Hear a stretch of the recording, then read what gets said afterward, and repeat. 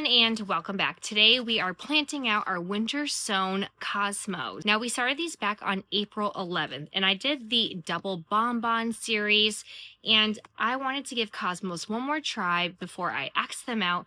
They do make a really good foliage, but I just could not keep up with deadheading them or harvesting them at the right time for my flower arrangements. And hey, if you're new here, my name is Christy. I am located in Western Massachusetts, Zone 6A, and it is going to be Memorial Day weekend, and I'm trying to get out as much planting as I can before these rainstorms happen and I'm stuck inside.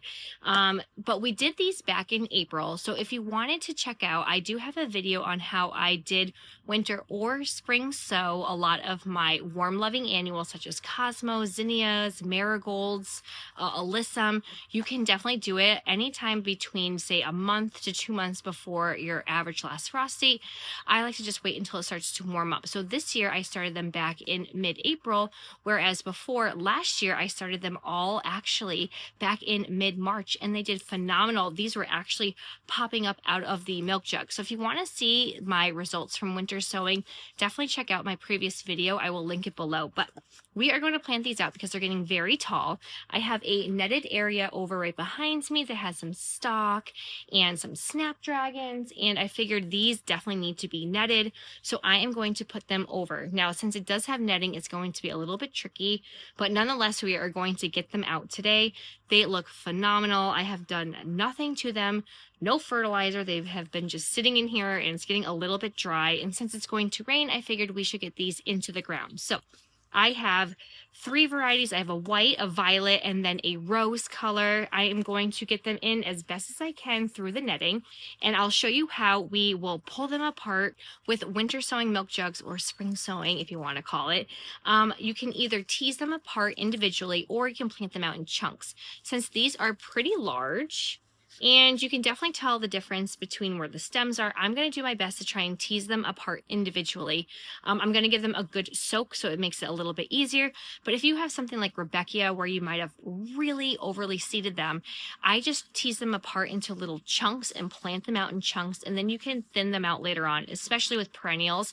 I find that they're totally fine and they grow great, but I'm very excited to get these in. So I'm going to show you where I'm going to be planting them, and then we'll get to it. It should be pretty quick and easy, and hopefully we can get it in before the rain starts. So here are our milk jugs. We have the rose, which I was just holding, and then right here we have the violet, bicolor violet, and then these are my whites. And I'm very happy that I did get a good amount of them. Like I said, they make really good foliage. If you find that it's just so hard to keep up with deadheading them, I would use them if I needed some extra greens. This area I'm going to be planting them in. It was supposed to be for my extra dahlias. However, I really need to get these in. And I had a place before where I would stake them, but this just makes so much more sense.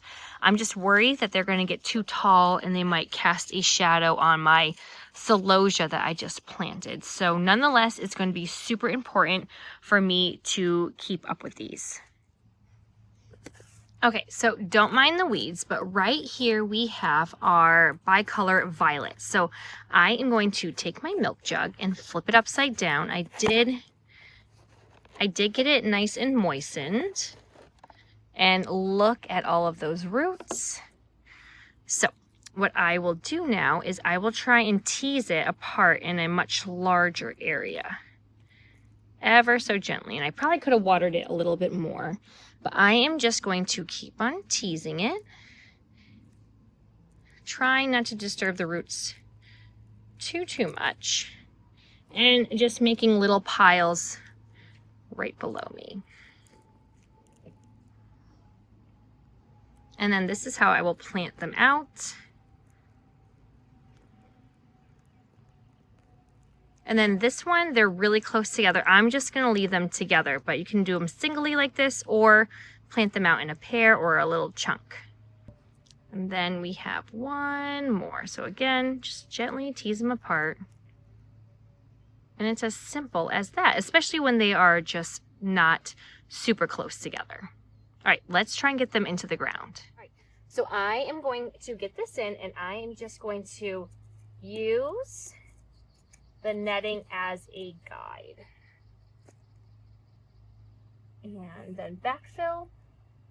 And it is as simple as that, and I definitely need to do a lot of weeding. So I'm just going to weed as I go and get these in, and I probably will just skip every other square, so then that way they'll have some really good support, because I think it'll be just way too close. So I'm probably just going to do one here and do like a checkered pattern, hopefully, and then I'll have some room still left over for my dahlias.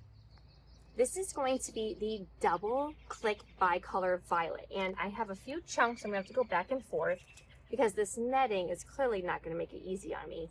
And I am just going to do every other square. So I love using my hoary knife. I'm just going to dig my hole and pop it in and then backfill. So this will be nice and supported. And then you know what? I'll do this one right here.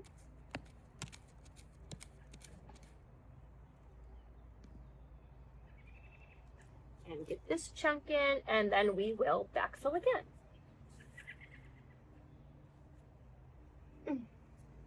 Perfect. So I'm just going to go in a checkerboard pattern, get these in quick, and I'm assuming it's probably going to be super close to the end of this. I know I'm probably going to have them a little bit too close together, but you know what? That will hopefully keep me on top of harvesting them super fast. Again, I don't want them casting a shadow on the celosia over here, so we can't let them get too tall.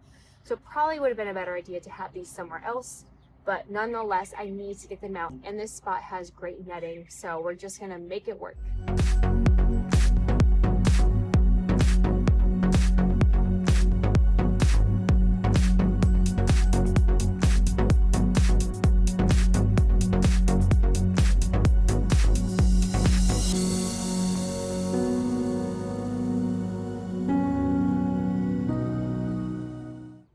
And just like that, I have all of my cosmos in. Quick, simple. I didn't have to put too much effort in it. I didn't have to do anything special to keep my cosmos alive, and they looked fantastic. All I had to do was just take the lid off once it was starting to warm up, make sure they stayed watered, and that was it. So I have so many more winter sown milk jugs to get going. I plan on actually potting up a lot of my perennials and then planting them out in the fall. If you would like to stay updated with everything that has to do with cut flowers, selling flowers at a roadside flower stand, especially as someone like me who is only on year 2 and learning a lot of things, please go ahead and click like and subscribe and hit that bell button, and I will see you all later. Happy gardening. Bye.